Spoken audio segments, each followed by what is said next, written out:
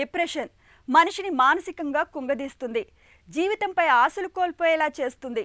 ఈ మానసిక కుంగుబాటు నుంచి బయటపడేందుకు మానసిక వైద్యులను సంప్రదించడం మొదలుకొని థెరపీలు తీసుకోవడం వరకు మనలో చాలామంది చాలా ప్రయత్నాలే చేస్తుంటారు. నెలల తరబడి మందులను కూడా వాడుతుంటారు. అయితే ఈ ప్రయత్నాలతో పాటు నిత్యం కాసేపు వ్యాయామం చేయడాన్ని అలవాటుగా మార్చుకోండి, మంచి ఫలితం కనిపిస్తుంది. మానసిక కుంగుబాటును దూరం చేయడంలో వ్యాయామం కూడా ఒక చికిత్స మాదిరిగా పనిచేస్తుందని చెబుతారు నిపుణులు. కుంగుబాటును దూరం చేయడంలో వ్యాయామం ఎలా ఉపకరిస్తుందో ఇప్పుడు తెలుసుకుందాం.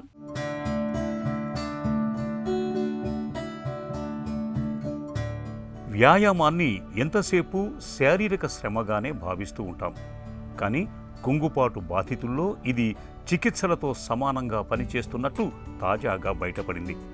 వ్యాయామాల్లో ప్రత్యేకించి నడక, యోగా, పరుగు, బరువులు ఎత్తటం మరింత సమర్థంగా ప్రభావం చూపుతున్నాయి. కుంగుబాటు జీవితాన్ని పలు రకాలుగా దెబ్బతీస్తుంది. అన్ని విషయాల మీద ఆసక్తిని చంపేసి దాదాపు మనిషిని ఏకాకిగా మారుస్తుంది. గుండె జబ్బు, ఆందోళన, క్యాన్సర్ వంటి జబ్బులను తీవ్రం చేస్తుంది. చాలామంది మందులు, మానసిక చికిత్సతో కుదురుకుంటారు, కానీ కొందరికివి అంతగా పనిచేయవు.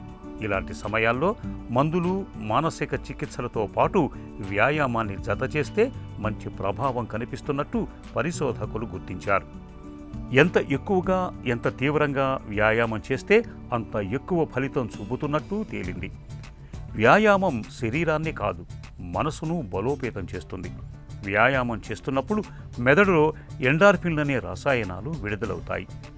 ఇవి సహజంగా హాయి భావన కలిగిస్తాయి, బాధలను తగ్గిస్తాయి. కుంగుబాటుకు లోనైనప్పుడు ప్రతికూల భావనలు వెంటాడుతూ ఉంటాయి. ఇవి బాధలను మరింత ఎక్కువ చేస్తాయి.